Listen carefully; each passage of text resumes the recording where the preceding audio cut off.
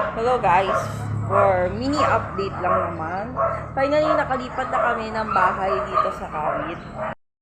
Familiar kayo sa bahay ni Dr. Patawaran. Ito po yun. Yun siya. Mukha akong matangka dito in fairness kasi tinaasan na nila yung diba? Hindi nila kasada. So dati, ay! Nasarili yung bahay ka doon? Saan? Doon sa doon? Walay! Ampun ni mama. Ingat! Ang jawa ko, dyan! Dyan! So, sorry for the interruption. So, ito yung garahe. Dati. Yan. So, ngayon, paupahan na rin siya kasi yung hagdan is medyo nagbago na. Hindi na siya kagaya nung dati. Ayan. So, medyo mataas na siya. Ayan. Pintay na kumbaga sa kalsada. Anak yan. Mga tropang agahan yan. Ayan. Pati ito. So, ito baling ancestral house na inuupahan namin is bahay ito ng kamag-anak. So, sa Inimado. Ayan siya. So, kung mapapansin nyo sa kabila is compound din dito. Ayan. So, papansin nyo lahat dito, two-story house. Kasi nga, just in case na bumaha, meron kang second floor na pwede mong pagtambakan ng gamit. Para ma-secured, kumbaga. Kasi yung huling baha dito, yung bagyong Christine, kung naalala nyo, talagang lubog to. And 3 days silang lubog sa baha. Talagang, as in, sobrang tagal sa lupa. Kasi umapaw na talaga yung tubig sa ilang river. Kung matatandaan nyo. Ito yung pinaka-entrance.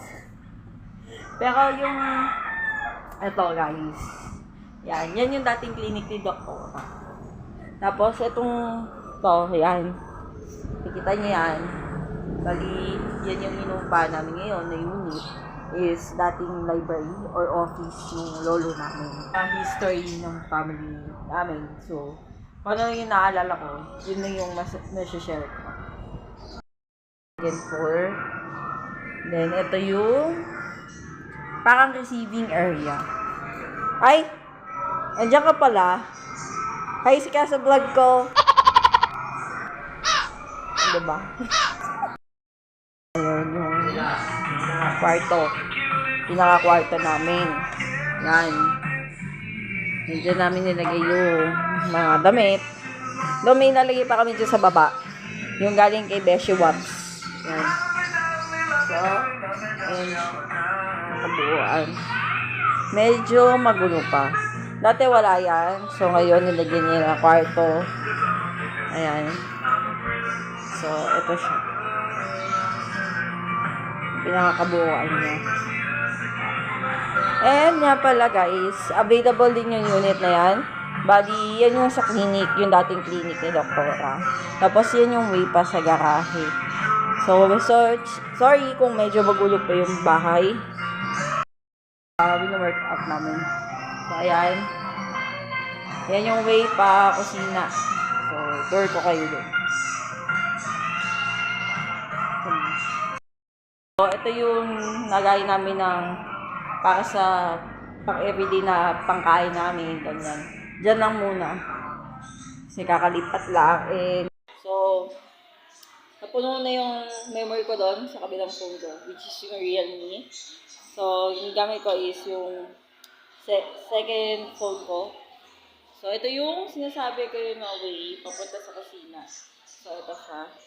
So, yung bukas na yun is yung galing pa doon, which is yung kwarto namin. And then, ito din yung kitchen. So, common siya actually kasi may nangungupahan din sa dati yung upa ng inang ko. Then, ito yung common na CR. Ayan. Gusto nyo ba makita? Hindi nyo na ako ayaw. Charot. Ayan. So, open natin yung lights. There you go. So, yan. Bali dito may flash. Sabi sa akin ni ate, yung tagalinis dito. Or yung pwede namin pakiusapan na maglinis dito sa bahay. sabi nga is, imbis na gamitan namin ng timba, flash na lang daw. Kasi may flash naman daw, sabi ng ate. So, at least, okay. Diba? So, that's it for today's video, daily vlog, mini vlog, and, kung ano lang maisip kong i-content, yun na yun. And, ito yung sampayan. So, update lang. Yung sa second floor, nakalakyan. Okay? Always yung nakalak kasi, syempre, may trust issues kami. Kahit magkakamag-anak kami. Chawot! Which is totoo naman. So, ito yung pinaupahan na 3.5 or 2.5. Yan. So, kung gusto nyo makita to na actual, pwede naman. Feel free to let me know. So, ito yung dating clinic. Dating clinic to, guys. Ito maganda din naman. Tsaka malaki. Spacious din siya. Actually. Ayan. Ito siya. Ayan. So, pwede nyo akong i-DM if gusto nyo.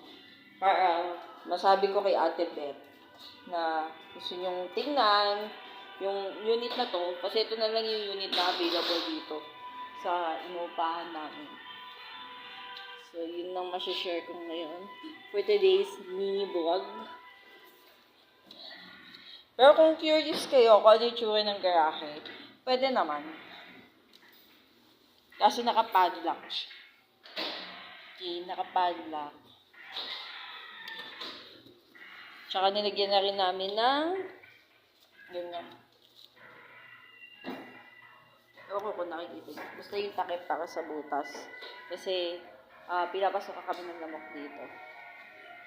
So, yun na. Sinisecure na namin. Then, yung katol, dito lang kami nag-ano ng katol sa labas. Saan-saan dyan. Basta kung saan-saan sulok-sulok. Ganyan. So, yun lang for today's video. Sorry kung paulit-ulit ako. Yun lang, buyers.